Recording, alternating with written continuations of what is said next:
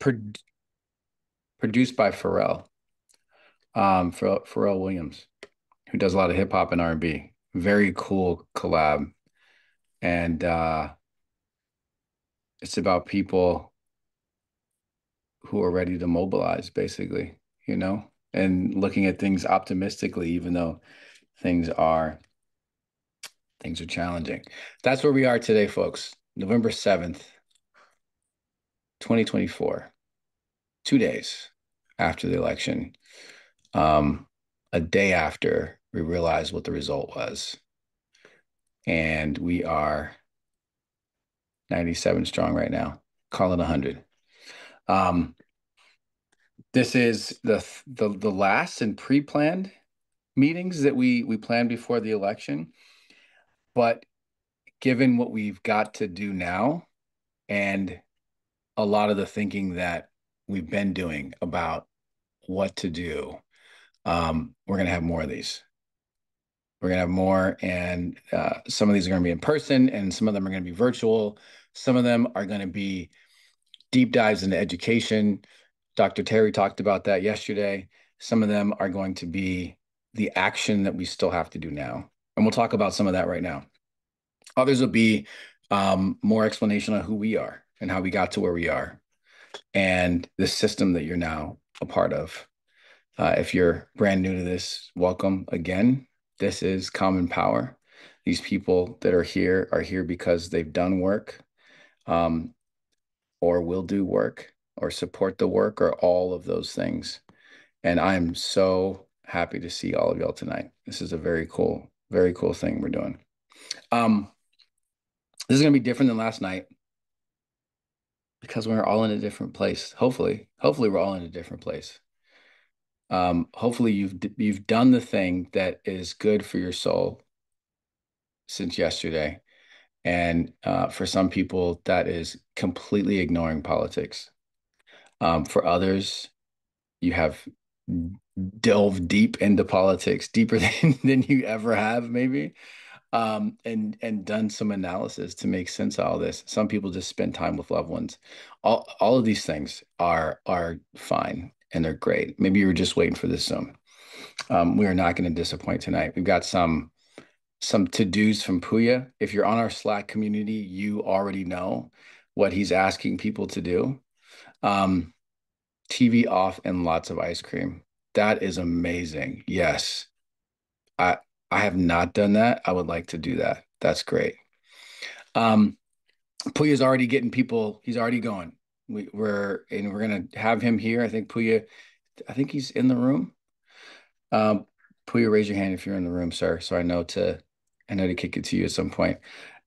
David is he and I have been doing some talking about some stuff, and he's gonna pull in some of what we think is enough to show where we are today, not deep dive on any kind of analysis. There's Puya. All right, thanks, man. Um, but he's got his handy dandy Twitter. Are we going Twitter today? Are we doing New York Times? What are we doing, David? What's your tool? Decision Desk? What are you? PowerPoint slides with custom squares in them and custom animations.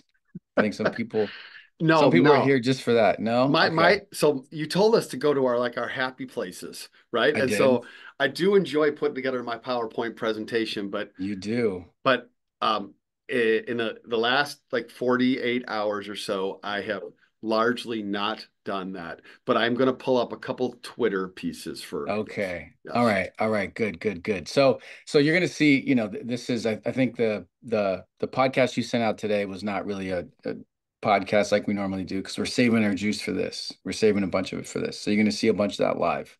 Um, what am I missing there, David? So what's the agenda here that I'm hearing from you, Charles? What the agenda here is you're gonna tell us some of your thoughts. That's what Charles is going to start with because Oh yeah, I he and I forgot have forgot about that. Yeah.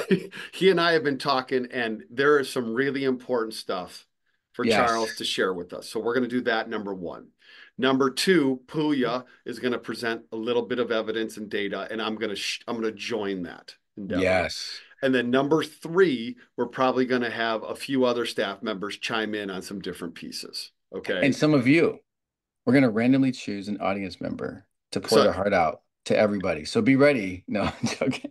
and that includes Mr. Charles Malden, Oh, that's right. the Is Common he on? Power. He is now in the Slack room. Mr. Charles, are you up? Can you Oh come my off mute? You gosh. here? He's here.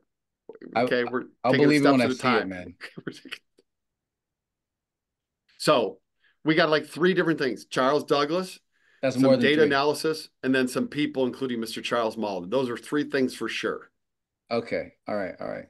And then a random guest anointed live on the Zoom. I'm joking about that. No one's gonna. It's not gonna be that kind of thing. Anybody that I call on is either ready because they've been prepped, or they're ready because they were born that way. Because they were born ready. No, I'm joking. Um, this is good. We're better than last night, huh? A little better. No, I think we were great last night. I think we're good tonight. I think you're a little punchy. That's what I Okay. mean. I'm in a Okay. better mood. We're always Oh, okay. we're always solid, man. What are you talking about? I'm not talking about the quality of our content. What the heck? Sorry. We're Sorry. always solid. I mean, like mood wise, I right? would say, well, let me just say this is where I'm at. I am definitely turning the boat, and the boat is my head. I'm turning the boat towards like it's time to look forward and to start to lay out some of those pieces. We are not going to lay it out in depth tonight, but we are going to point the boat. Point the Yes. boat, which is your head. Got it. Okay. All right. So, what David's talking about what I'm gonna say is because I I think all day long today in like bits and pieces I've been on a soapbox talking to nobody. And I think one time David was there through a phone call and he was like, you need to, you need to say that to everybody. Uh It's true. I have listened to you say some things, and I'm like, enough talking to me. This is something that we all need to hear. Yep. yeah, that's good. That's good. So so yeah, two pieces that I have here.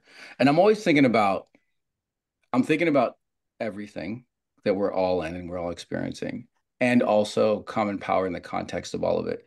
And not just a participant in the flow of things anymore, but a standard bearer and kind of line in the sand. Before we were just learning how to be in this space, and now it is very clear that we help define it. And so what I'm thinking about always is what we're going to define now. So I got a couple pieces on that. One of them very strongly is I'm starting to see how people are talking about the results of this election. Um, there's a there's exit polls that are coming out, and you see people are looking at those results, and they're starting to point at certain lines on there. Um, and that it is so easy to do that. And I know we're all trying to find answers. We need to not do that. Those are people. Those are like demographics of individuals. Like we're taking like whole types of people that are a part of our coalition that we name as a part of our coalition, either now or have been before. Um, and we're saying like it's their fault. It is not that simple. It not only do I think that that is incorrect, I think it's morally wrong, and I think it is the beginning of how we destroy this coalition that we've built. And when I say that, I mean common power.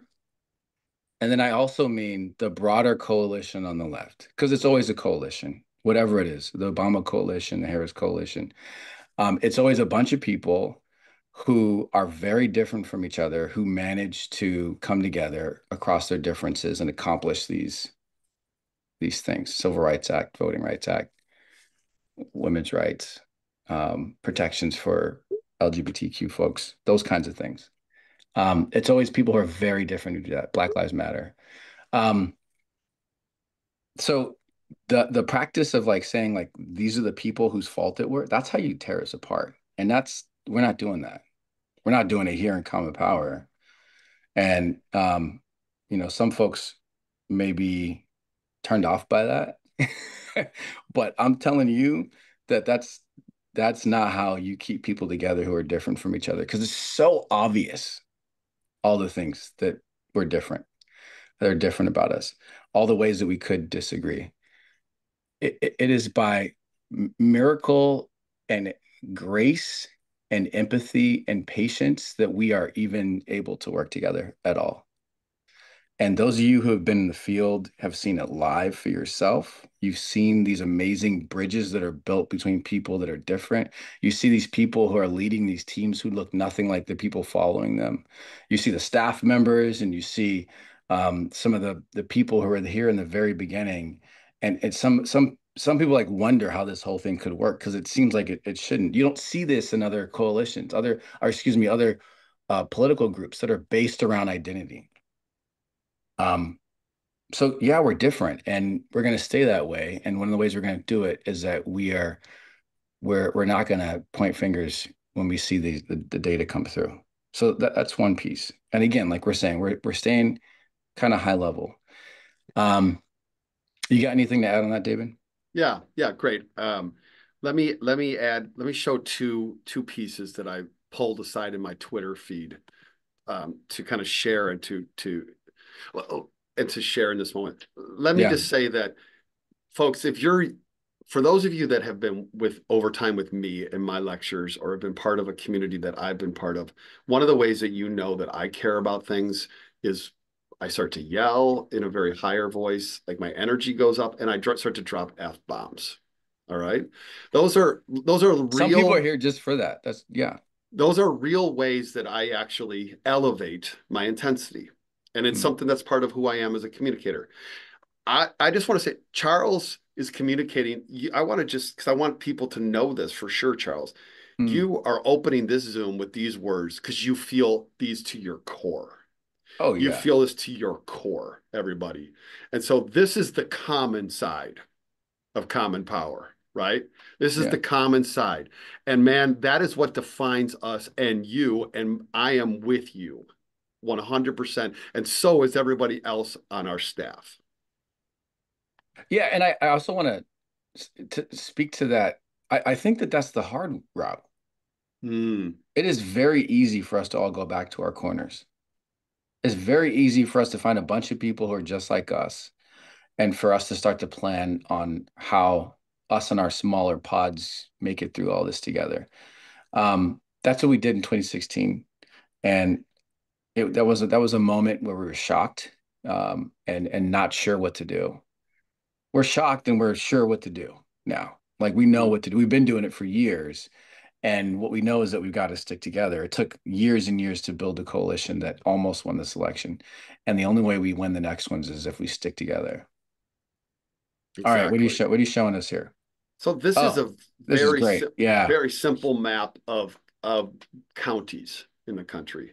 And every county that moved right from 2020 to 2024 in their vote outcomes is marked in red. Hmm. Okay. And the every county that moved left is marked in blue. And the reason the West Coast is not marked on here as much is because there wasn't as much movement uh, either way. It's pretty static. And also, a lot of the votes have not been counted on the Right. West Coast. So don't look at this. This would totally break the principle Charles is lining up right now. If you look at this and you say, "Oh yes, we're good on the West Coast. We're good, right?" Yeah, the people in California know that this is not including their data, because they know where they stand on this. Okay. There's, there's arrows pointing all kinds of directions in California. So the first thing just to drop to symbolize this is a national decision and it involved everybody. All right. And Yes. that is a truth.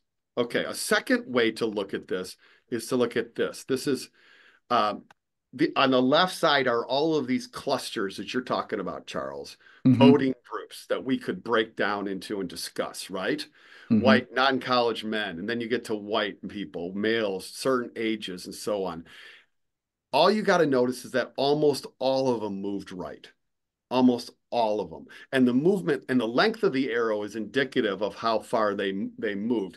And the only folks that moved left on this in the blue are 45 to 64-year-olds and white college women, and they move just a tiny bit. All right. Yeah. So, Hey, so, David, can you stop share and then reshare again? Just so oh, we get okay. it so it pops for people real quick. Sorry. It Okay. usually works when you do that. There you So go. on the left side in the column there are the categories of voters that we often talk about. All right. Everybody moved right. Everybody moved right. And so to me, what I take away from this election is is not to dissect the results. My takeaway is this is a national choice. Democracies, the strength of democracies are people choose, and the weakness of democracies are people choose. All right. Yeah. And in democracies, people make bad choices that I think are bad. This is a choice. They made a bad choice, but the choice was made by almost everybody. Yeah. So yeah, the thing here is anyone who can point fingers is got enough in their own camp to clean up. So let's not point fingers. Let's not do that. Um, and also there's the to-do list now of like what we take care of in what order. The next national election is when? Like the next like the first order of business is like, are the people who are going to be terrorized safe? Yeah, your friends and family, the people you know, young people, LGBTQ folks, migrants, like what is that's this here, and actually right above that is we need to win the U.S. House. Okay, so is that a possibility? Hasn't been decided yet. I understand a lot of people think it's not going to go, but Puya believes there's a chance. That is number one priority. That's number zero priority, actually, is what can we do to make sure that if there's a chance in the U.S. House, that's what we focus on. That is zero priority. After that, it's everybody who's at risk. How people vote is that's actually lower on the priority list right now. We shouldn't even be litigating that. And in fact, in a month and a half or 2 months, we're going to get real election data.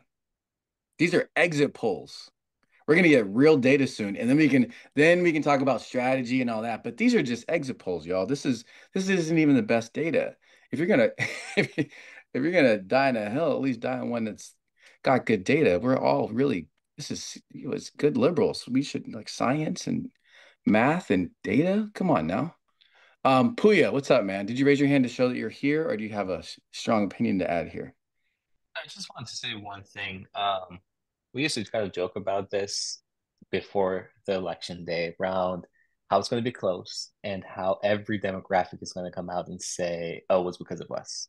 It was Yeah, like, oh, everybody like this demographic or this organization, everybody going to come outside and be like, if this organization or if this entity or if this demographic had not shown up, it would have gone a different way. It was because of us. So the same intel that we knew that was, sorry my language, that was BS because everybody had to show up. The fact that now everybody has gone the wrong other way. We yeah. can't No, point like fingers. it was your It's the it exact was your fault. opposite. And the same way that we knew it would be absolutely ridiculous if any group would be raise their hand, be like, it was us, we won the election, and we would be like, nope, you did not. Yeah. Everybody did. It's the same setup. Yeah, that's really good. That's really good, man. Thank you. So And the other part of this, but when the votes are all counted, Charles, yeah. there's going to be between 5 and 8 million fewer votes for Kamala Harris than Joe Uh, Biden received. okay, so Okay. this is the other part. This is the other part. And the same goes for Trump's side, right? Like is fewer votes still on Oh his yeah, side. quite a bit fewer for him too. Yep. So like there's fewer votes everywhere. So not only were on the demographic slices, is there not anything to stand on, but also we didn't all show up like we did last time. So there, all that to say that not only is it not time to do that, but there's nothing to stand on there. There's not. And the people on TV, if you get paid to be a person who gives opinions about elections, then you got to keep giving your opinion. So I understand that. We don't have to listen to it though.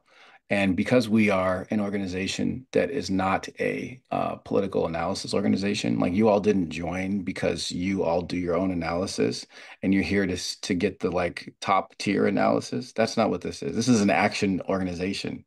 This organization is based on learning and then taking action with the information that we have.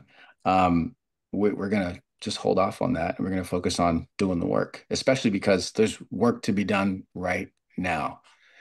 You got anything else before you pivot here, David? Well, I just sent you a text, and the text said that I think this is the moment we should hear from Mr. Charles Malden. Okay. All right. You spelled his name wrong, but I got it. I understand. No, no, it's still right. There you are, Hey, sir. there he is. Yeah, you guys got everything right. Uh, How you doing, Mr. Charles? How you feeling right now about things? you know what? I'm sort of sobering up, and I don't mean from drinking or anything like that, from sort of being not quite adjusted to this reality yet. But what's hitting me is that Trump did what Trump does very well. Uh, he and what we probably don't do very well. We are basically rational acting people, and Trump went to people's emotions, and Mm, he knew that people were pissed off. All they needed was an excuse and a program to react to, and he gave them that. And those three things that he gave them was anger and fear and lies. mm, And that is and he did that to a person who had two situations that are, when we really think about it,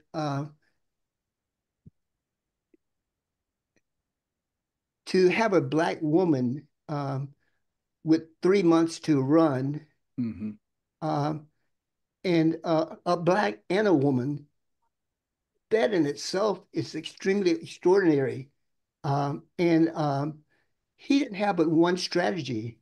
Uh, and he had, that's why he didn't need a campaign. All he needed was to get people to react. And he successfully did that. And, mm, and for all the other reasons for why he won, um, that I think is what allowed him to be successful. He we don't we fight within the parameters of morality. He didn't have restraints like that, mm, and so he didn't run a campaign. He just ran a uh, by every means necessary attack on everybody and everything, because that's all he had to that would work. Nothing else would have worked for him, and it mm. ended up working. And that's what's so shattering about today. Uh, Right, Knowing right. And that somebody like that, with all of those negatives, could successfully use the strategy he used to convince that many people that that he should represent them. And I'm back. The only reason you can, only way you can succeed in that is that you're successful, and that's what he's good at. Uh, Touching people's emotion in the most negative way you could, and he successfully did that. And I think that's why we lost. Mr. Charles, so I want to one of the things I want to do is because we can want to ask you some more questions here, but I want to tell folks who don't know who you are. Um, this is Mr. Charles Malden. He's calling in from his home Birmingham. in Alabama, in Birmingham, Alabama. Mr. Charles Malden was number 6 in line behind John Lewis on Bloody Sunday, and he is a Common Power champion. He's somebody who joins us on our learning tours, who we collaborate with on Selma Jubilee every year. And he's also somebody who we go to for guidance and for his thoughts. Knocked Not doors with us just too. He's knocked doors with us too, that's Charles. right. He knocked George in Atlanta with us, in And Georgia. in Actually, Selma, in Montgomery for that's right. Shamari. The first Shamari. That's right. That's right. He's still doing the work. But it's not. We don't just ask him about what he has done. We ask him about where we are today because he's got such great insight. And Shamari won. That's right, Elizabeth. We'll talk about that in a little bit. But that's who's in front of you right now. So giving us his opinion. Um, so yeah, that's so the why Donald Trump won. What what do you think about where we go from here, Mr. Charles? Because we've seen Trump. We've seen what he could do. He's told us actually. So we've seen him. We lived through it. And then he said, "I'm running again. Here's my plan. Here are the people I want around me. Here's what I'm going to do." So we kind of know how this goes to some degree. Not only that, we've been preparing to defeat him in the election, but also, a lot of folks just in case. How do you think, what do you think we should be focusing on right now?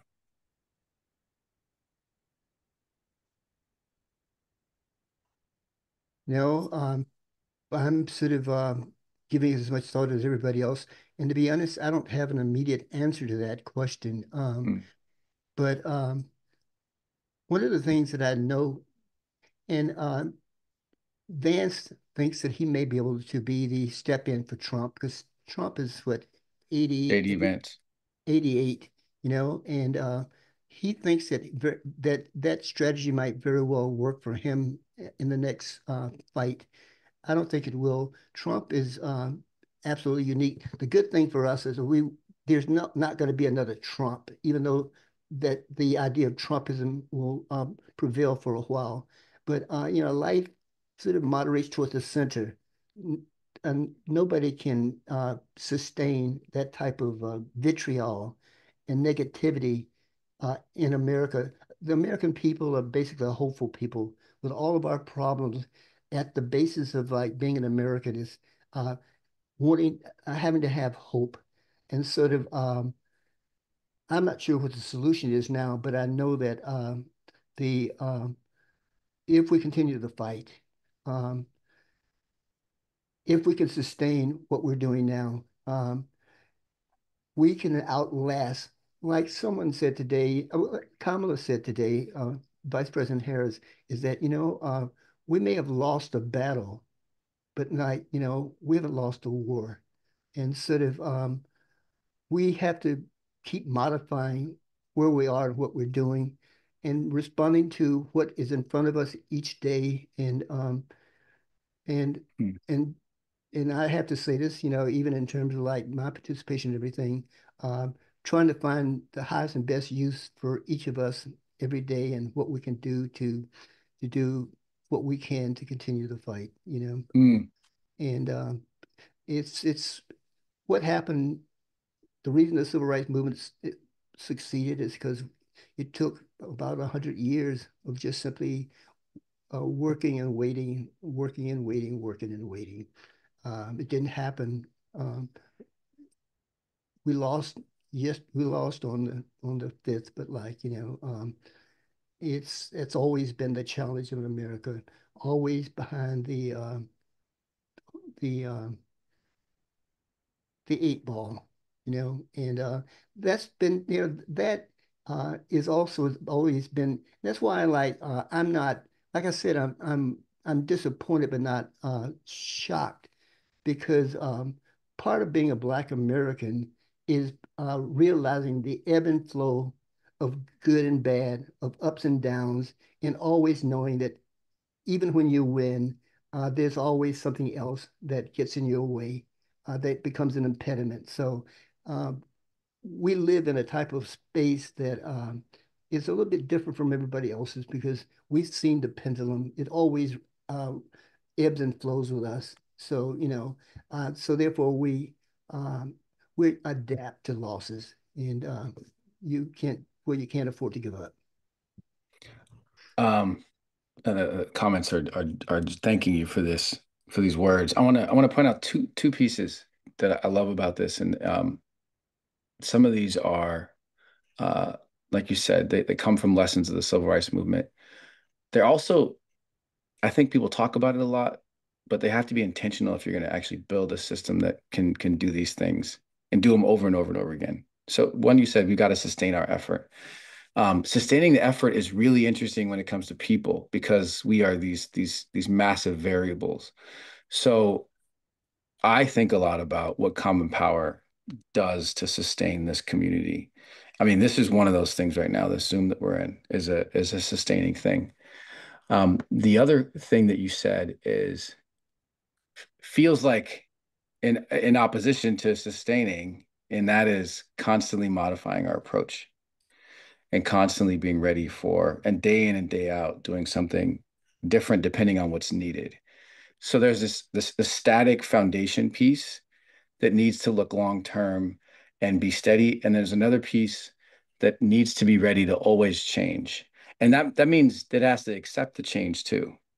It can't be resistant to change. It has to say change is coming and we're going to prepare for it in this way. We're going to accept it. We're also going to accept it whether we know how it's going to change or not. These are pieces, they sound so simple and people repeat them often and they talk about them like they know them. But to build them into a system, into an organization, into a community where people understand it and can practice it and can teach it to each other, um, that is what we spend a lot of time trying to do.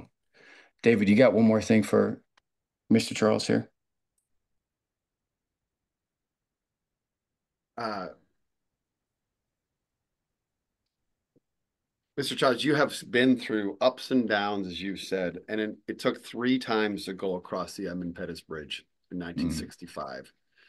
The first time you were beaten badly. The second time you turned around and came back because it was the way to sustain the movement. It had to be turned around at them. And the third time you walked 5 miles. I'm sorry, 5 days and 54 miles to Montgomery. That is, to me, is always a metaphor. It took you 3 times to go across that bridge, and it took 100 years to get to even the foot of the bridge, right? And Yeah. so, Mr. Childs, we need you. We appreciate you, your wisdom. You knocked doors for Shamari figures in the 2nd Congressional District in Alabama, and we elected the first African-American representative in that district to represent that historic city in 150 years, sir. 150 years. How's that feel?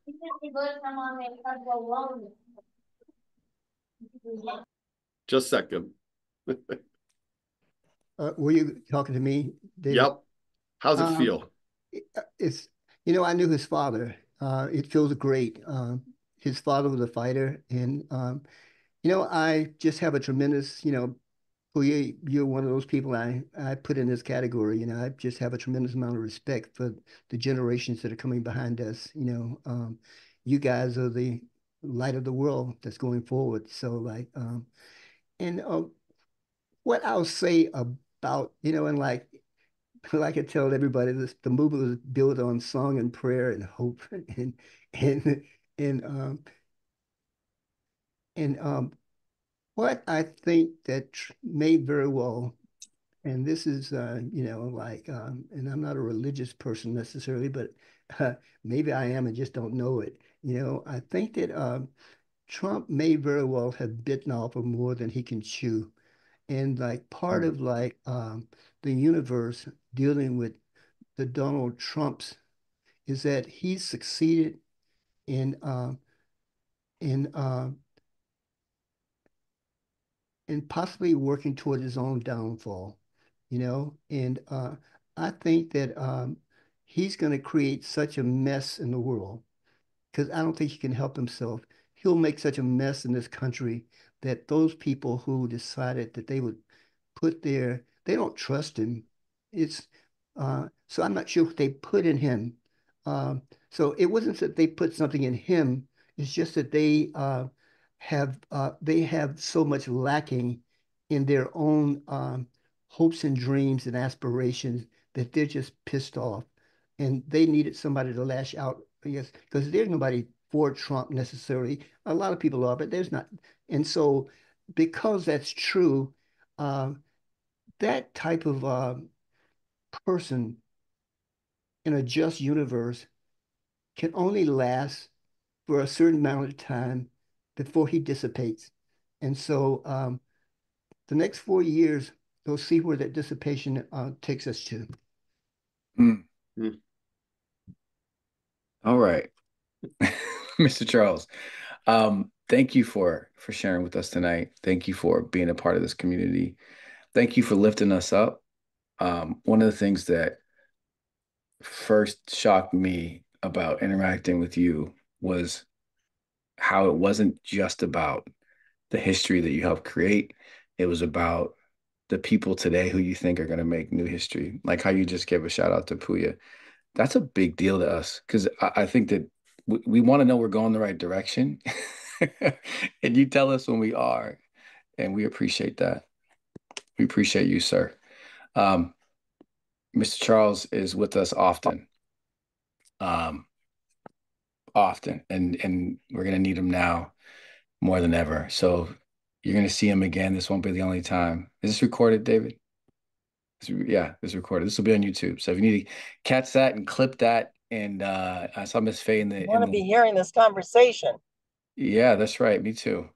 Um, I know Miss Faye is gonna be playing this one back and maybe clipping little clips for herself because I saw you active in the chat, Miss Faye, and you're right. Mr. Charles was um dropping bars, as the kids say. Uh, go ahead, Puya, say something. No? I was gonna say I'm gonna clip the portion where I got a shout out just right now from Yeah. Mr. Charles to post on social media, and I'm gonna brag about it. I'm gonna still post it on LinkedIn, be like, "This is it. I don't need a resume. This is it right here." I got a shout out from Mr. Charles That's right, on a man. call that's recorded. Attach Anytime. that, attach it to the law school application. Perfect. Thank you, All Mr. right. Well, I mean, Mr. Charles said your name, man. So now you gotta drive. Yep. Tell us One tell other us thing. about what you talked about on Slack. What's the call to action right now? What should everyone be doing?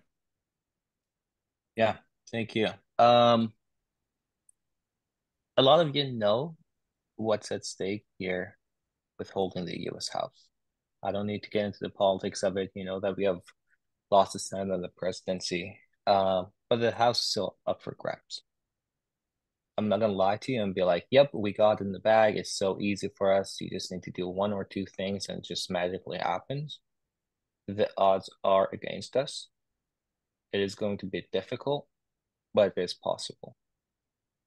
The question really for us is how much can we put in? I know everybody's tired. I know everybody has given so much traveling, phone banking, text banking, whatever it may you were able to do. You have done it already. And I'm asking you to do more.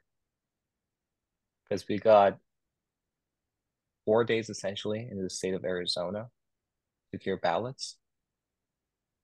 In California, we have longer. And those are the two states that are essentially going to decide the control of the House. Right now, we need to focus on Arizona. The state of California has a very long period until the elections are certified, and ballots can be cured 2 days before certification of the election. So there's a much longer period for ballot curing.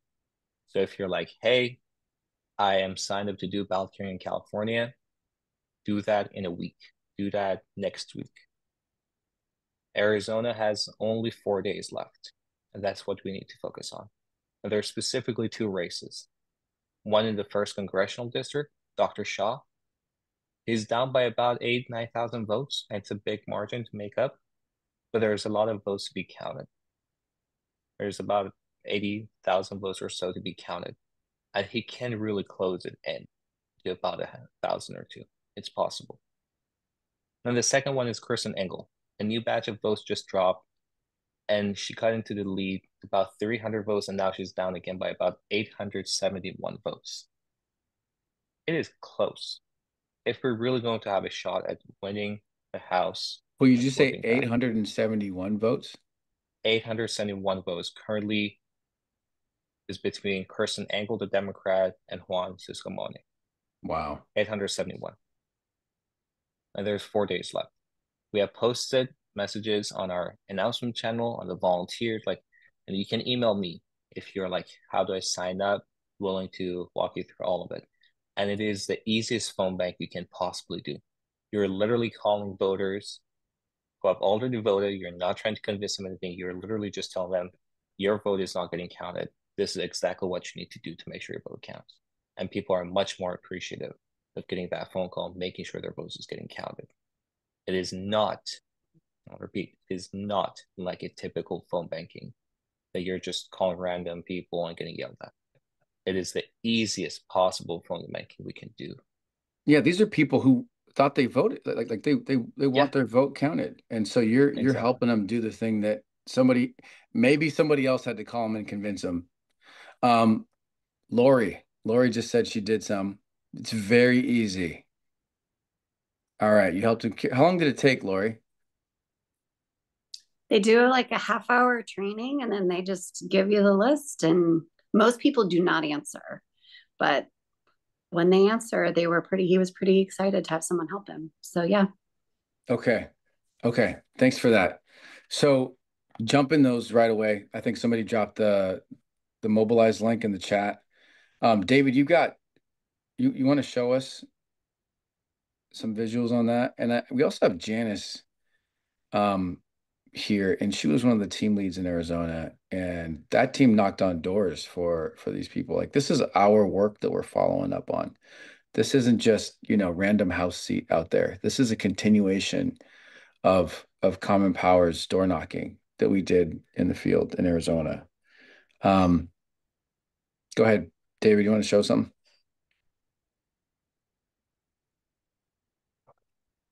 Yeah, sure. This is a New York Times site. If you just type in those words, you don't have to type them all in, tracking the remaining house race. If you just type in tracking the house, or like, see that little tab right there, track the house, and New York Times, and if you have an ability to get there, but usually they make all their election results available to people, even if you're not subscribed. What it does is it shows you that right now the Democrats have 199 seats that they've won, and the Republicans have won 210. And somebody's got to get to 218 to have control. For the Dems to get there is a farther lift, as Puya is telling us. It's a heavier lift, right? But it's not an impossible lift. And I'm going to scroll down, and every person on here that is highlighted, in which the colors are filled in, means that the race has been called. So what it tells you is which district. The Arizona 5th, big, so horrible MAGA person won. Okay. And these are not all of them. These are just the so-called competitive ones.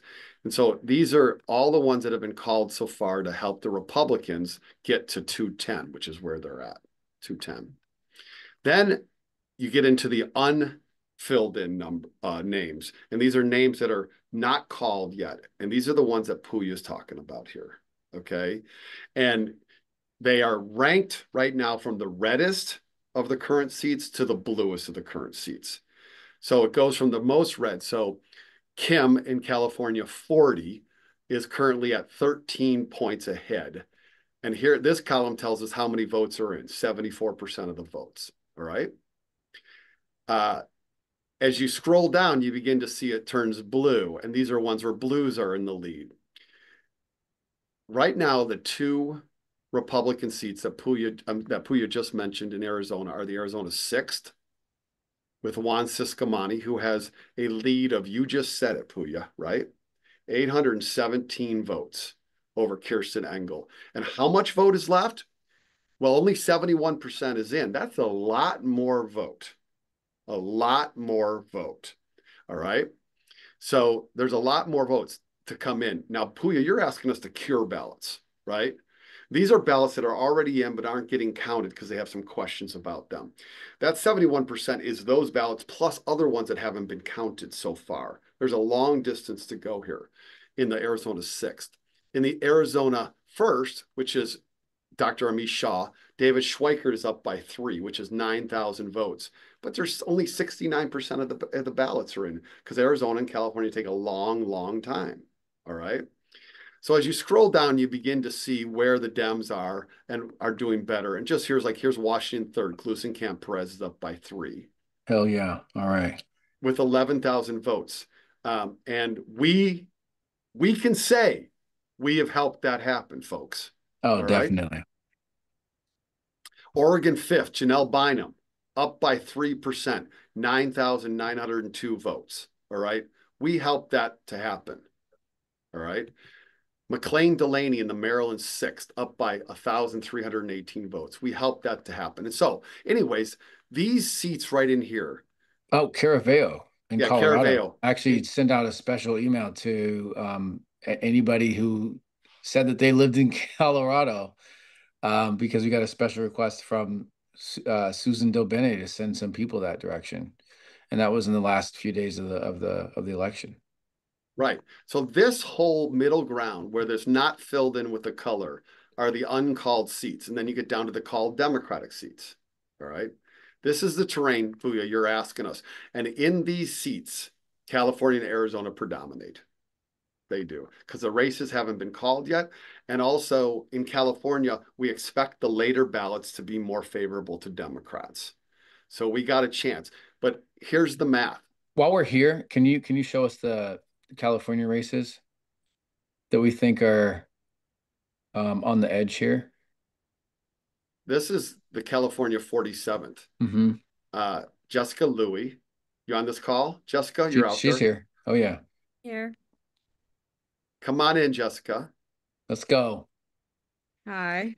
Jessica Louie lives in California, but spent a lot of time in the other California. Did we knock doors for Dave Min? We did knock doors in Dave Min. We did it in District 45 and 47 for Derek Tran and Dave Min, and we did over 1,000 doors. I don't recall the specific numbers, but it was definitely over the 1,000 mark. So Min Right. is getting closer daily. And you can see right here, 76% of the vote totals in. Min may well win this district by the margin that we did. May well. Where's this That is district? crazy. You can see it's down in the Orange County area in Southern California.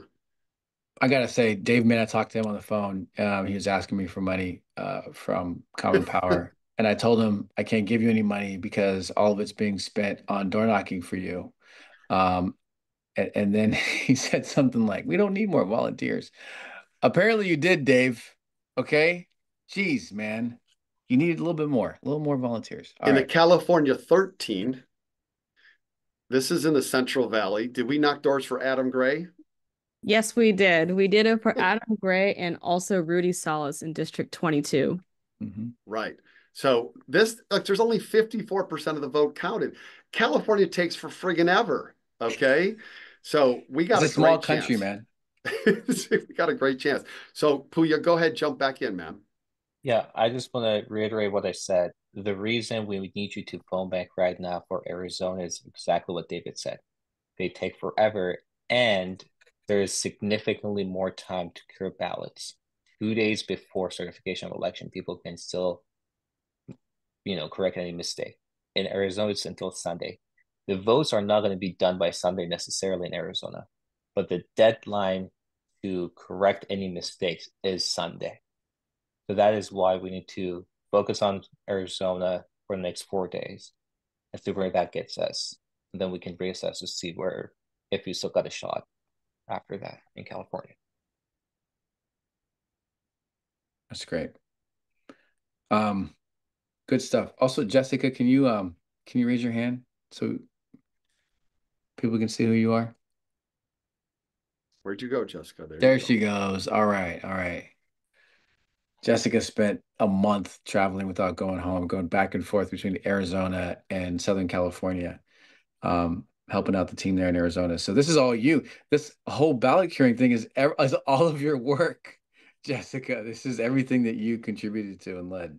And Well I'll done. contribute from my home, from my bed. No more. Now it's virtual. Yay. Mhm. Jessica also leads our squads initiative. If you've put together a squad that you're volunteering with, she's the person who sends out all these emails regularly telling you what to focus on. She, before the election, started directing squads to do ballot curing all across the country. Squads is also our preferred method of doing remote work so that you're not doing it by yourself. In the same way we do door knocking in teams, we do phone banking and text banking and postcarding in squads. Those are you and your friends and your family. You bring them together, you go to Jessica and you say, I would like to sign up for some work. And then she sends regular emails. I'm saying that like we're gonna go into another election season or something, Jessica. I'm sorry if you get a bunch of squad signups right now, with no elections coming up.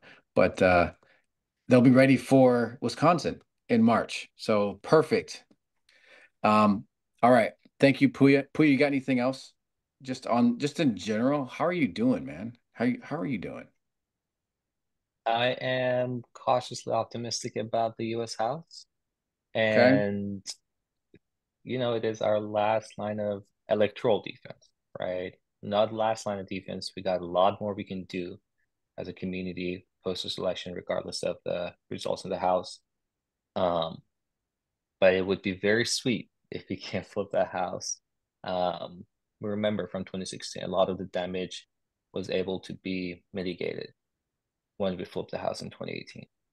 So it goes a long way. But I'm doing okay.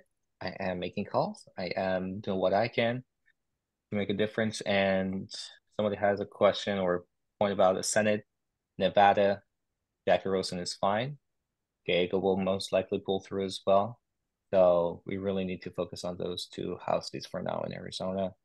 And there's a lot of noise around Bob Case's election. Can't do much in terms of ballot carrying in Pennsylvania right now. So let's focus up on what we can do instead of watching the news. Thank you, Puya. So Gail, we're going to send out the link for California in a little bit. Right now, we want folks to put all the energy into Arizona before the deadline is over on Sunday. Puya was with us out in Pennsylvania. It was we watched the results come in, and it was a tough watch. So it's really good to see you on your feet, man, and ready to go already. Great example to follow. Thank you. Okay. All right, David. I got kicked out as host, as a co-host and stuff. So you gotta bring bring, let me back in. Oh, really? We wanted to ask people to raise their hands and then we could call on you because there's a lot of wins out here, a lot of wins around this country.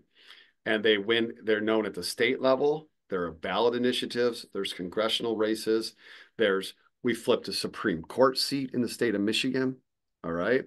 Alyssa Slotkin is going to be a senator in Michigan. So if you've got a win that you want to share with everybody, we'd love to hear them right now because there's a lot of them. Yeah. So just raise your hand yep. on your emojis and then we'll quick call on you. Yeah, press the button so everyone can see it. You'll get pushed to the top here.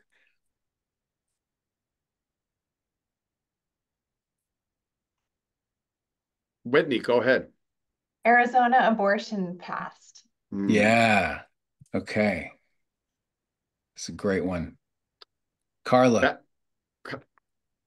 In Texas, Vicente Gonzalez looks like he might hold on to his seat, which is one of our great victories for our Texas team. So I'm very happy. Huge deal. Vicente, yeah. Here we go, right here. Boom. He has some great merch. We all got hats and stuff. This is great. This is why he won right here. Simple stuff right here. Karen? Tammy Baldwin won the Senate. Yes. Wisconsin. Yes. Very meaningful for us. Tammy is a huge part. Tammy was my first trip out knocking doors and was the Wisconsin's team, our first trip knocking doors ever. And her staff and her, because we had such a close connection there, it taught us a lot about how to move as a team. And that's it. And that was a big deal because she got targeted for being lesbian in that state in ads. And actually that's why it was so close because people love Tammy in Wisconsin. Other Karen. Hello. So I can't take credit for this because I've had trouble not being able to move, but I worked with the North Carolina team to try to help them get some resources when the team was on the ground. But my husband, who's sitting next to me, was canvassing and doing all other kinds of things with the North Carolina Dems. We had a trifecta at the top of the ticket with Jeff Stein coming in as governor, Rachel Hunt coming in as lieutenant governor, and Jeff Jackson coming in as AG. So we're pretty. Oh, and Mo Green beat the crazy lady as superintendent of schools. Oh, good. Oh, okay. That I didn't know about that last one. That's great. That's a little extra on top. As things were on the federal scene, we were pretty happy with the North Carolina turnout. I love that. David, what do you got about North Carolina? Because we did a whole podcast episode on North Carolina. Well, let's just make sure we don't miss Beth. Beth, you keep missing Beth, and she's in my upper left quadrant. Okay, so Beth will be next. But on North Carolina, I want to say that Mr. Charles's point, no, there has been nobody since Trump arrived who has been able to beat Trump and win. To beat Trump and win. Trump is able to beat Trump and win. Other people that are Trumpish lose all the time. So I think the fact that the Dems won several statewide seats in North Carolina is a big deal, all right, for this election. They couldn't beat Trump, okay, but the Dems still did pretty well in that state, and I'm encouraged by that. That's great. Okay, Beth. Maryland's doing okay. We did also Brooks. We put reproductive rights into a more permanent state, and the Baltimore City Council is not going to shrink. A businessman had a plan and put this thing on the ballot, and enough people said no that it's not going to happen. So it's a great outcome on a local level.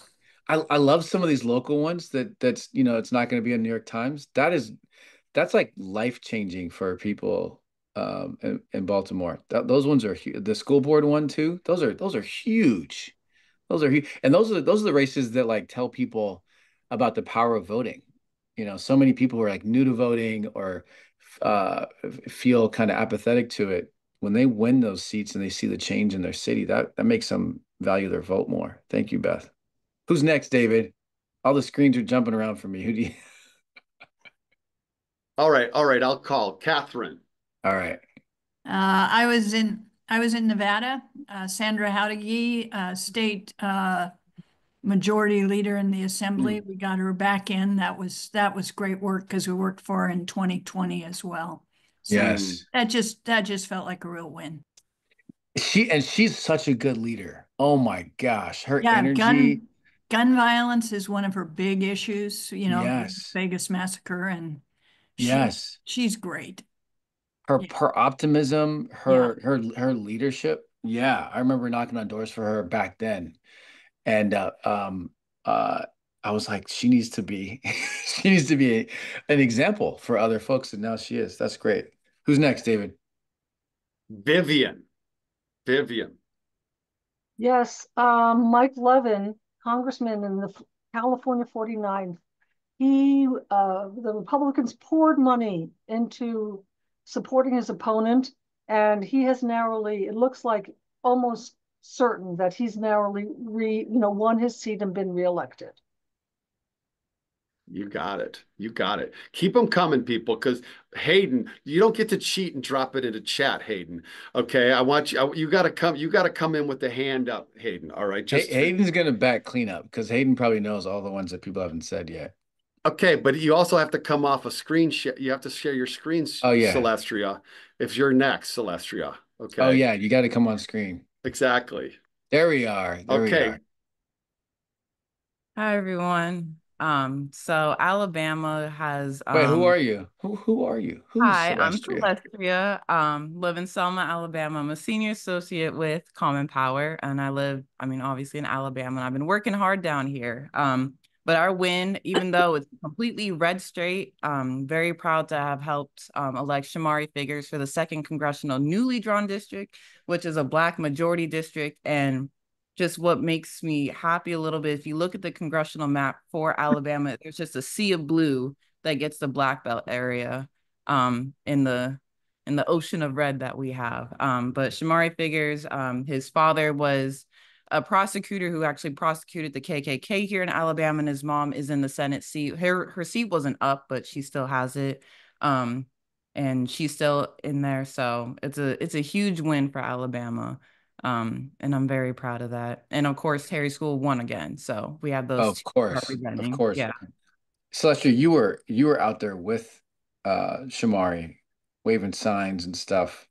I did a little bit of that and got to meet him and hang out with some of his childhood friends. What was that? What was that like being that close? It's great. I have his phone number now, so I'm trying to set up a time where we can meet. But it's great getting to know him so well because I see how genuine he is and how passionate he is about this district. So it's good getting close to him to see just how that action works, knowing the person personally. So it's been great talking more to his wife. Like it's great. I'm calling him my best friend, and that's not right, but I feel close. Very cool. Shamari, Mr. Shamari is going to probably meet with us on our learning tours, Charles, going forward. Oh yeah, so that'll be great. Are you kidding me? Shamari owes us. Is he on the Zoom right now? He might be here. But hey, this is a little factoid that I want to drop in about Celestia. Celestia was so engaged on her own time. Everybody clear on this? On her own time. Oh yeah, is this being recorded? Yeah, Celestia was so engaged in that campaign. All right, FEC.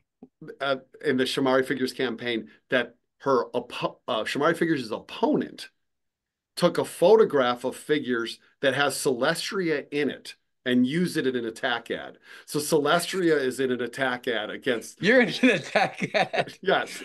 I didn't know that. All right. Wow, you're a political celebrity. That is amazing. All of us. Apparently, yeah.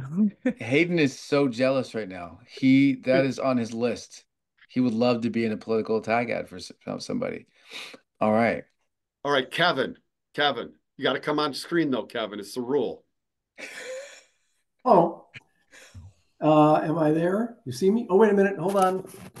Let me get my blocker off. Oh, there we go. Okay, cool. Akron, Ohio trip. Amelia Sykes, reelected. Yes. Ohio 13.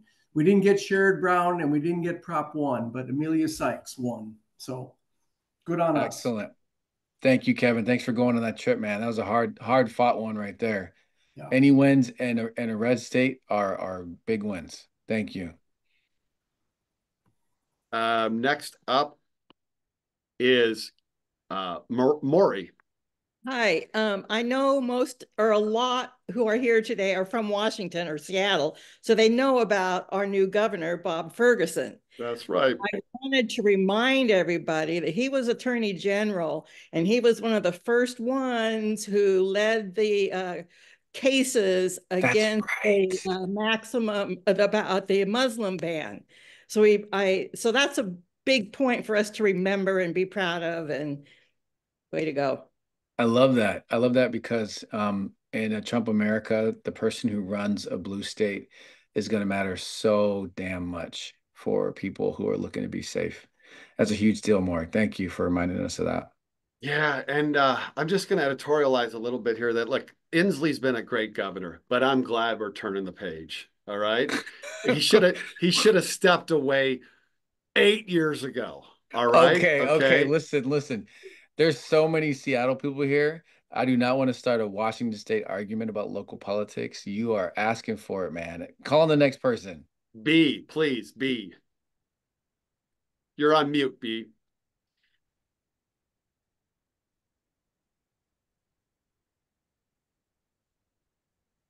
From Washington State as well, for all the folks who are concerned about climate action, I was relieved to see that in Washington, there was a ballot initiative called 2115 that was trying to cap all climate action and funding for climate action.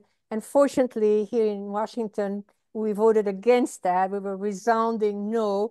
The originators of this particular ballot initiative were hoping that they could kind of get a crack into all that climate action here in Washington and then show it as an example to the rest of the nation. See, it falls apart in Washington, and give them the fuel to continue doing so across the nation. So that felt really good for all of us concerned about climate action. good initiative.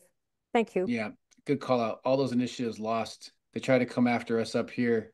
They wanna crack this is the real blue wall over here on the West Coast. No offense to the Midwest, but this is the real blue wall. And they failed. They failed. 3 out of 4 have failed so far. One is close, and Okay. I think it will not pass, but it is close right now. Okay. All right, Hayden. Look, if you don't know who Hayden Goldberg is, he's the kind of guy that would win on Jeopardy. All right, so Hayden, what do you got? Wait. Let me give him some more credit. Okay, Win on Jeopardy is like this. That's a different audience. Hayden Goldberg fearlessly goes up to doors with Trump signs on them. Okay, Hayden Goldberg led a team of like a dozen people to knock on doors until the polls closed in Pennsylvania. Hayden, I had to keep telling him to stop making his car stay out as the last car to knock on doors. All right, that's who this guy is. Go ahead, Hayden. Action Academy graduate, that's right, and crew lead actually for Action Academy after he graduated. You got to come off mute, Hayden. Hey, these young people don't know. Oh no! Okay. These young people don't know how to use technology. Exactly, I they don't don't understand it. Yeah, Hayden, go ahead and come back in. Go ahead. Restart your phone. David, go ahead, David.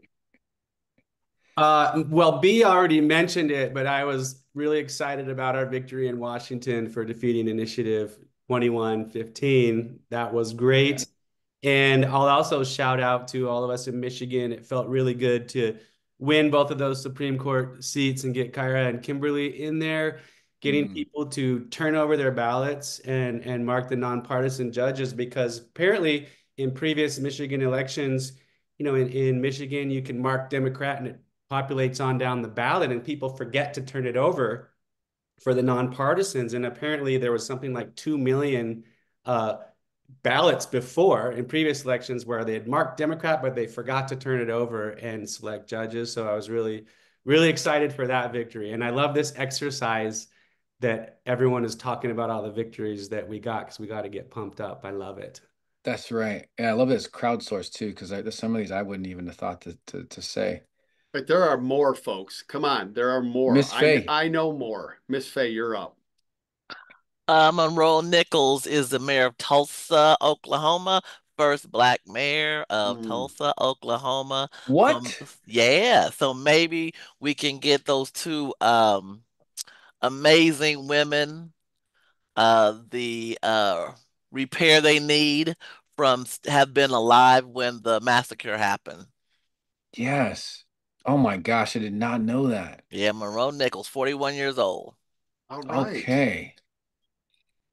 A young guy. Yeah. Or an old guy, depending on what the Gen Zers think of me. All right. Deborah. So it was announced that Kim Schreier won. That was announced on the radio this afternoon. And then we had in Nevada, we had a slew of great wins. We had Shay Bacchus. We had Jackie Rosen. I put the list of all of them in the chat. And what was fantastic is that we got to meet those individuals before we went out and canvas for them. So it was very exciting. I brought home all the literature because I wanted to look up and make sure they won, and they all have moved forward. I love that. Nevada is such a good story, just in general, over the past few years politically. And I think bucks the trend and what people think of it. It's really interesting. We're going to be leaning on them to show us the way forward here. Thanks, Deborah. Hayden, did Hayden decide? Deborah just stole mine. I was going to do Shay Bacchus and Nicole Cannizzaro. Oh man! And then the breaking the super majorities in Nevada and North Carolina and Wisconsin. Wait! Here, put your hand back up again, man. Put your hand. And you went pretty fast there, so slow it down first. Let's talk about the super majorities. You're talking to people that are 57 years old. Me, yes, Hayden. So those can you slow who down? Listen to my trainings know that I have technology and speaking problems. Okay, slow down. So what happened in Wisconsin? In February, they redrew the legislative maps after we flipped the Supreme Court 2 years ago, a year ago. Was that 2022? Last year. When we were for, yep. And with those new fairer maps, they made it possible for the Dems to start making inroads. And they managed to flip enough seats to break the supermajority in, I believe, the Senate. And only half the Senate's up each election cycle. So that one, we have more space for progress in 2026. And then I think they broke the supermajority in the House as well. But I might be wrong on that. And then a similar thing happened in North Carolina, but I think that was the result of our work and not the result of new maps. Okay. That's good. That's pretty good. Well delivered also. Did you catch all that, David? I did. I'm looking up the Wisconsin State Senate numbers because I want to see the exact changes from, because it went from this incredibly gerrymandered state to now one that is much more equal. Okay. You got any other ones, Hayden? Oh, what? Oh, wait. Chuck has his hand up. Is this? Yep. Hold on. We'll go to Chuck in a second. Is this the Chuck? Oh, my goodness. Okay. Hold on. Go ahead, David. What do you got? I don't have it yet. Go ahead. Okay. I don't know if people know who Chuck is. I think someone has to introduce him. Jessica, can you introduce Chuck, please? I feel like the way I would introduce Chuck is too personal. Oh, This Zoom, but Chuck is the love of my life. I don't feel like I don't need to introduce him as excuse me. Chuck has a husband. Please, can you? Well, I'm the side piece. It's okay. No, this is being recorded. Don't say that.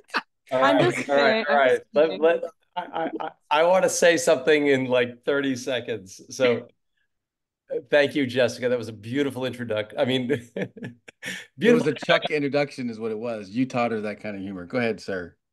Yeah, I'm from Massachusetts, and for like my whole youth, Tip O'Neill was my if you and the old people on the call know who Tip O'Neill is, the young people don't.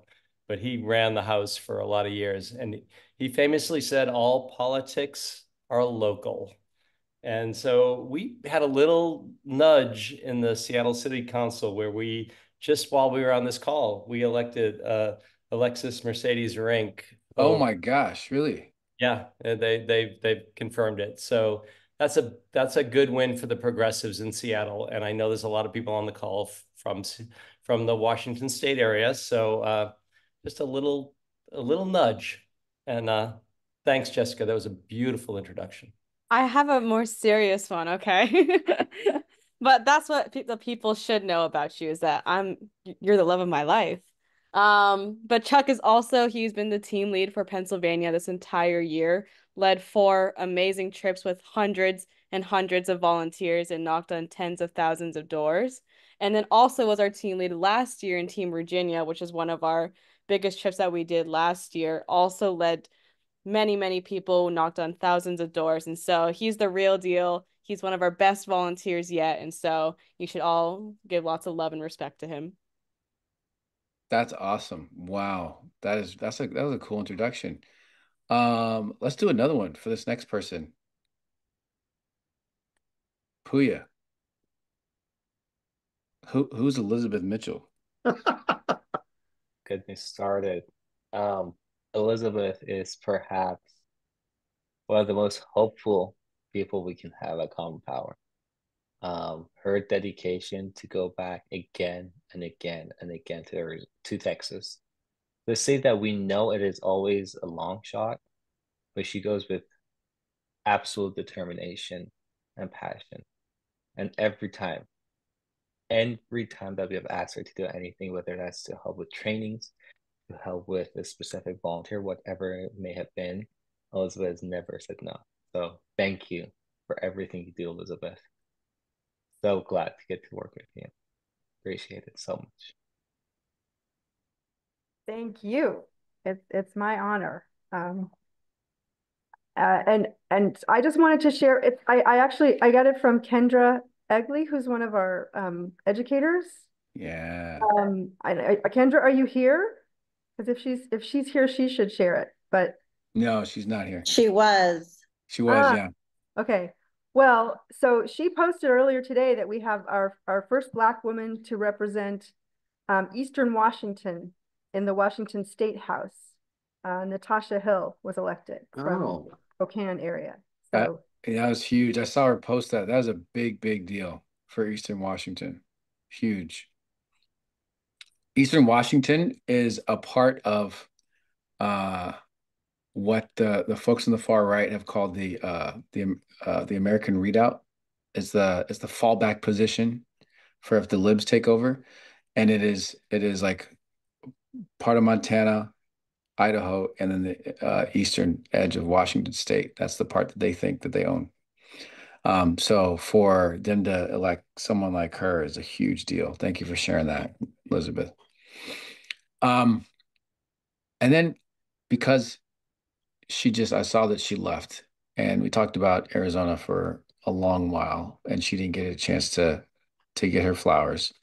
Maria, you here? I am. Can you tell us about Janice? This is say it to the recording, because we're gonna tell her this is here, and we're gonna let her watch it again. But tell everybody who Janice B is. Who's Janice? I'm gonna tell you something really real, is that I met Janice. I mean, I've known her, of course, but I really, really got to know her in Arizona for a week, and I can say that I love that woman. She is her tenacity, her just perseverance. Okay, that woman planned a dinner for 200 people, okay?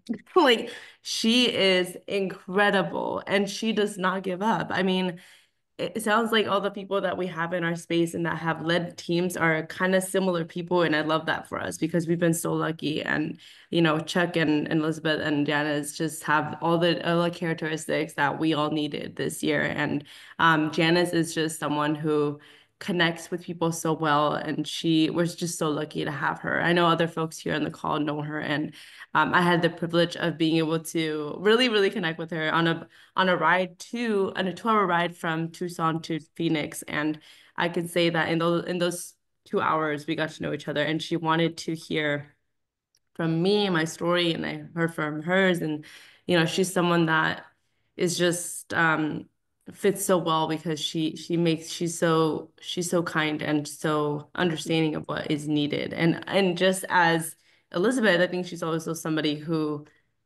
is asked to do something has been asked to do things for us, and she said, yeah, I'll do it, and she's, I don't know. I mean, there's really not much else that I can say that I know people just know of Janice, that people have learned from Janice. I know Jessica knows her pretty well too. And I asked Jessica, because I will be real, like I asked her, like, hey, what because I knew Sherry a little bit more, the Arizona team lead. And I said, what can I expect from, Janice? I don't really get to know her as much. And she said, MJ, you're going to love Janet. I mean, it was true. I love her. And we bonded so well. And we've been messaging each other the past few days to, support each other. So that's what I can say about Janice. Love that. To have her. Love that. Okay, last one, and we're gonna close up, David. We're gonna go to you to bring us home. But the last one is I'm gonna ask Ben. Ben, are you cooking? No, I'm sewing. You're sewing. I love that you're getting back to just life. I'm so happy for you. I thought that was sewing. Metaphorical cooking. Ben is always cooking. That's true. That's right. Okay. I be doing both. Yep. Ben be cooking. Yes. Can you tell, since we had some good stuff talked about in Wisconsin, can you tell us about Carrie George? Are you here, Carrie? She's here. She's here? Okay. All right. I'm going to make you cry. Get ready. Okay. Ben knows I cry at the drop of a hat. And that's what I love about you. So, Carrie's one of my dearest friends. We started out in Team Wisconsin back in 2021, leading the team. And I've never felt someone so dedicated to doing something no matter what they were feeling about that task. I've seen you like go 100% on something you like to do and 120% on something you don't like to do. And it is that determination, it's that focus. And honestly, the ability to say, I want this to be done a certain way, and then also letting go, because we all understand that that's what life is. It's really inspirational. So, and Carrie's going to be around. Carrie says that she's not going to lead anymore, but I don't believe her. And because you lead any space you go into, Carrie. And yeah, we're going to get coffee soon. Ben, I love you back.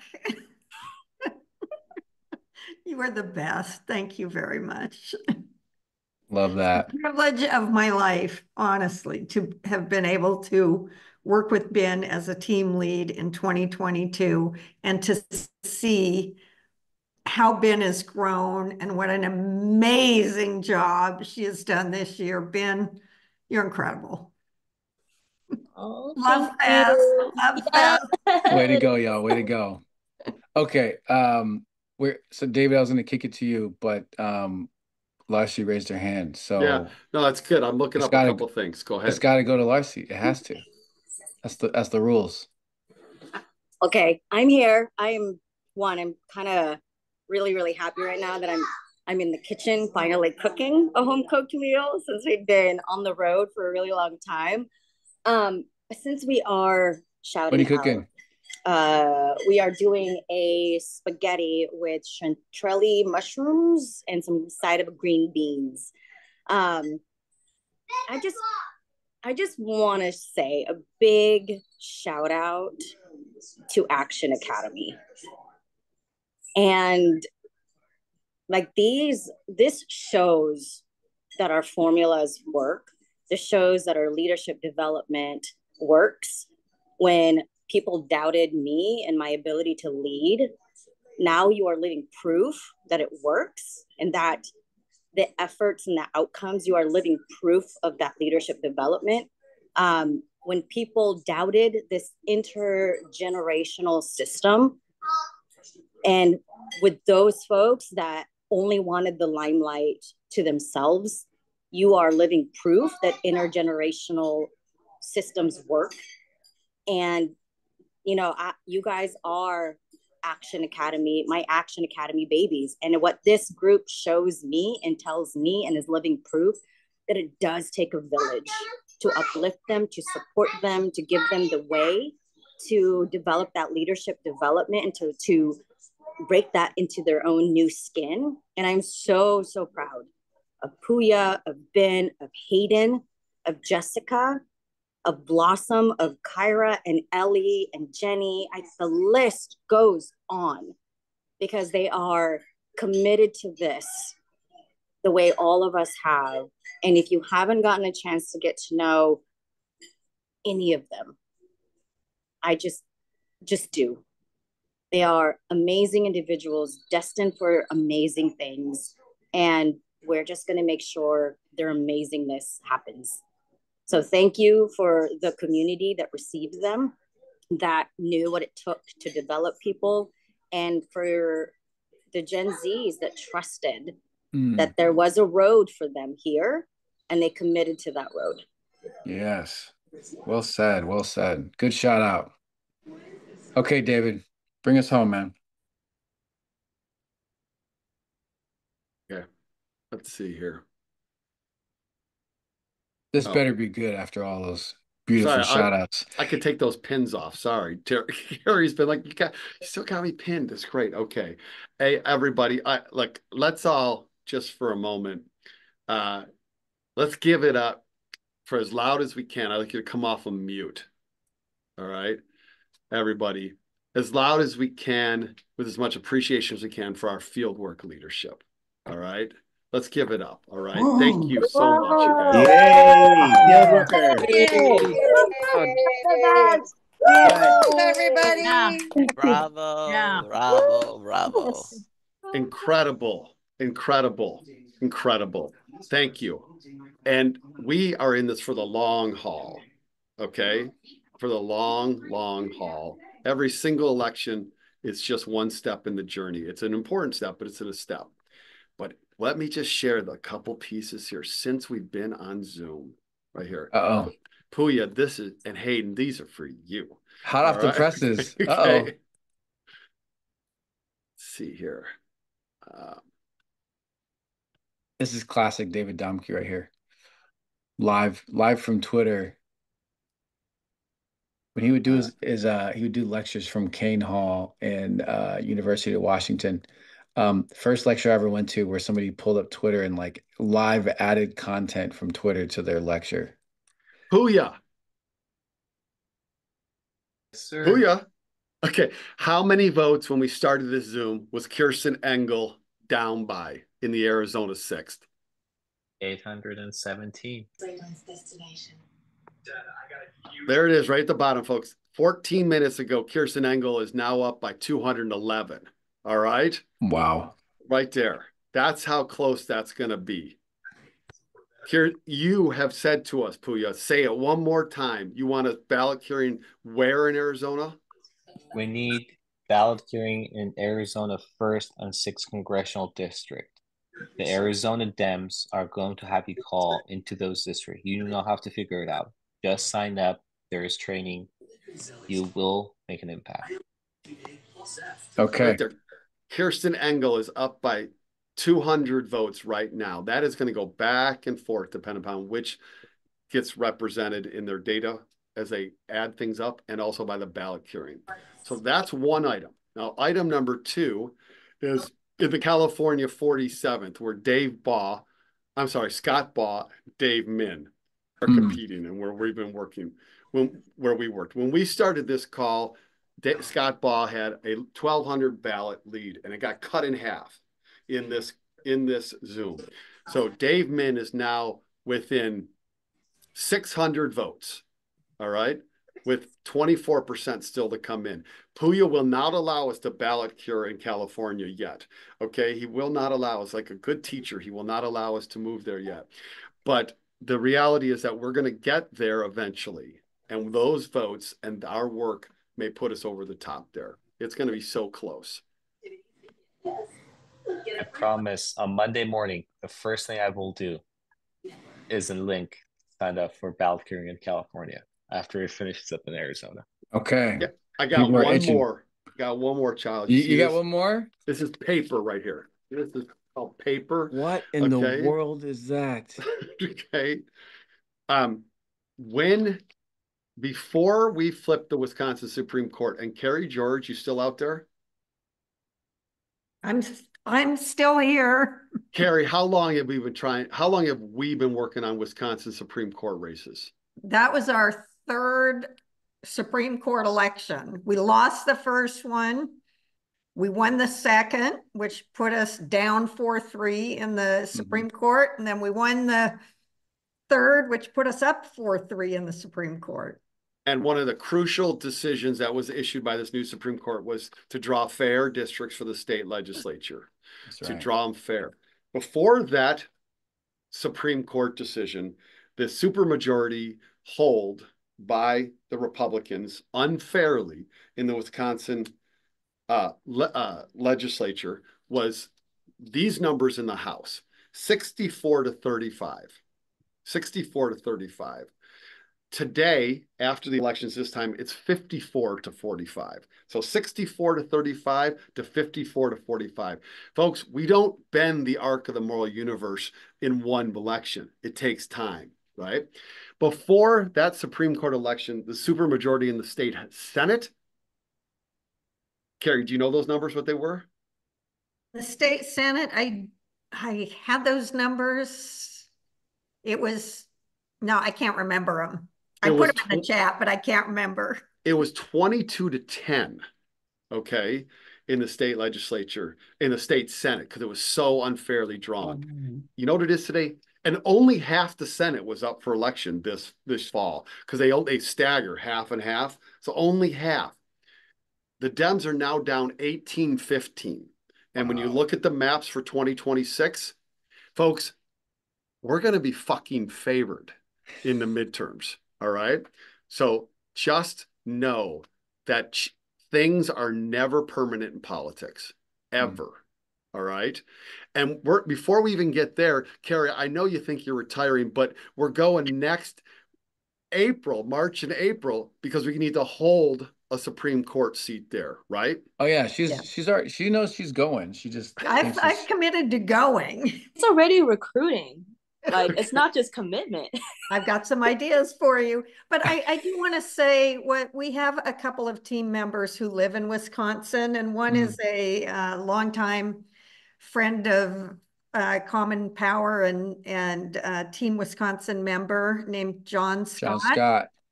And when the Fair Maps passed, he said, I haven't lived in a democracy for 14 years. Now I live in a democracy. Yeah. You know, to that point, Carrie, Alabama has never had fair U.S. congressional maps, ever, since they became a state in 1819. They got them this year, and we got Shamari Figures elected. Yep. Wow. Great. Amazing. All right.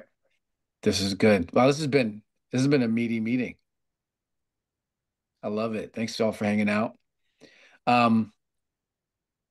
We stayed true to what we wanted to focus on, community, some high level thoughts, a little bit of finger waving from me in the beginning.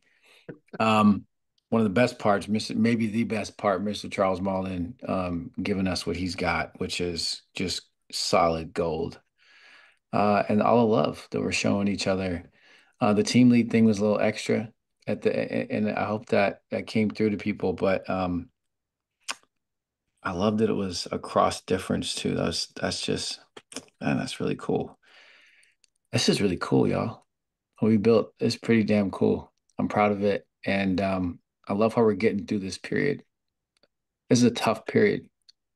So next week, Charles, we're going to start to roll out new stuff, right? Oh, you're calling it new stuff next week.